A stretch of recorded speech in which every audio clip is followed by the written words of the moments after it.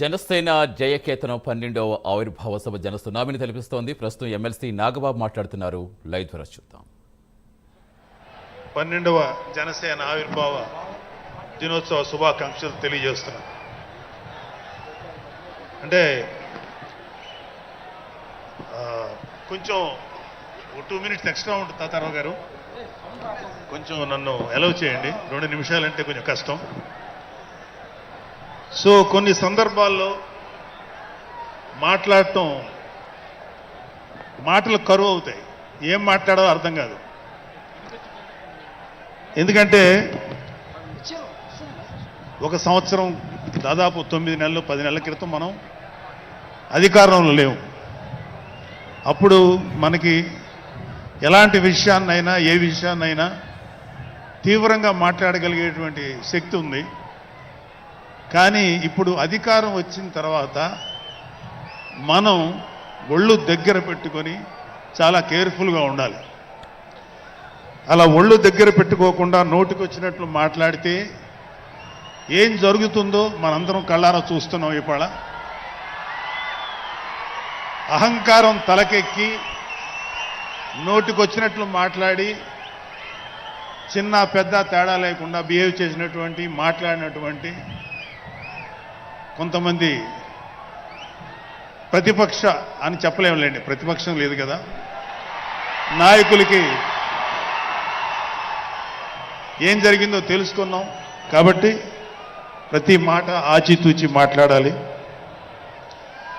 So అందుకని కొంచెం అది కూడా కాకుండా మేమందరం కూడా మాకు కొన్ని లిమిటేషన్స్ ఉన్నాయి. మన ప్రెసిడెంట్ గారు ఏమాత్రం ఒక మాట తేడాగా మాట్లాడినా ఒక ఏ విధంగానూ స్పేర్ చేయనటువంటి వ్యక్తి, ఒక డిసిప్లైన్డ్ లీడర్ ఆయన. సో ఆయన ఆధ్వర్యంలో చాలా జాగ్రత్తగా పనిచేస్తాం, జాగ్రత్తగా మాట్లాడతాం. Thank you very much. అసలు ఒక 12 సంవత్సరాల కాలం అంటే మన హిందూ సాంప్రదాయంలో 12 సంవత్సరాలకి ఒక ప్రత్యేకత ఉంది. మన కృష్ణ గోదావరి లాంటి నదులకి పుష్కరాలు జరుగుతుంటాయి, చాలా పవిత్రమైన రోజులు అవి. అలాగా మిగతా అన్ని ఆవిర్భావ సభలు ఒక ఎత్తు అయితే ఈ 12వ ఆవిర్భావ సభ ఒక నదికి వచ్చిన పుష్కరాలు ఎంత పవిత్రమైనయో అంత గొప్ప రోజు ఈరోజు. సో ఈ అవకాశం మనకి ఇచ్చినటువంటి పవన్ కళ్యాణ్ గారికి మనం అందరూ సదా కృతజ్ఞులై ఉండాలి. ఇప్పుడు పవన్ కళ్యాణ్ గారు ఆయన సాధించినటువంటి సక్సెస్, ఆయన సాధించినటువంటి విజయం మనం ప్రత్యేకంగా చెప్పుకోకర్లా. 100కి 100% స్ట్రైక్ రేట్ తోటి ఆయన విజయాన్ని, అద్భుతమైన విజయాన్ని సాధించడంతో పాటు అటు రాష్ట్రంలోనూ దేశంలోనూ ప్రభుత్వాలు నిలబెట్టడానికి ఒక వెన్నెముగ్గా నిలిచారు.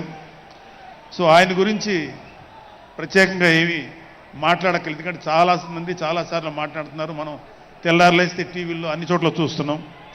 ఆయన తీసుకున్నటువంటి Panchayati Raj, water works, forest department ఎంత ఎఫిషియెంట్గా పనిచేస్తున్నారో, అలాగే మన మినిస్టర్లు తీసుకున్నటువంటి ముఖ్యమైన శాఖలన్నీ కూడా ఎంత ఎఫిషియెంట్గా పనిచేస్తారో మనందరం చూస్తున్నాం.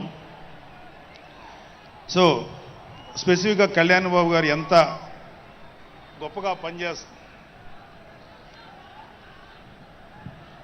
గొప్పగా పనిచేస్తారని మనమేమి ప్రత్యేకంగా మాట్లాడుకోకర్లేదు.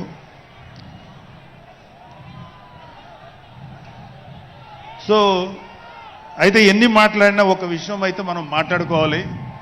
ఒక సినిమా స్క్రిప్ట్ కానీ ఒక ఉపన్యాసం కానీ దానికి కొన్ని లక్షణాలు ఉంటాయి. అంటే ప్రతి స్పీచ్లోనూ ఒక హీరో, అంటే ఒక సినిమాకి చెప్పిన ఒక హీరో, ఒక విలను, ఒక హీరోయిన్, ఒక హాస్యగాడు, ఇలా ఉంటారు. సో మనం వైసీపీ హాస్యగాళ్ళ గురించి చెప్పుకోకుండా ఈ స్పీచ్ని ఎండ్ చేయలేం. ఎందుకంటే జగన్ లాంటి హాస్యనటుడు కనే కళల గురించి మీకు చెప్పాలి. ఆయన ఎలక్షన్స్ అయిపోక ముందు నిద్రలోకి వెళ్ళారు. ఇప్పటికి నిద్ర లేవాలి. అప్పుడప్పుడు నిద్రలో లేచి కలవరిస్తుంటారు.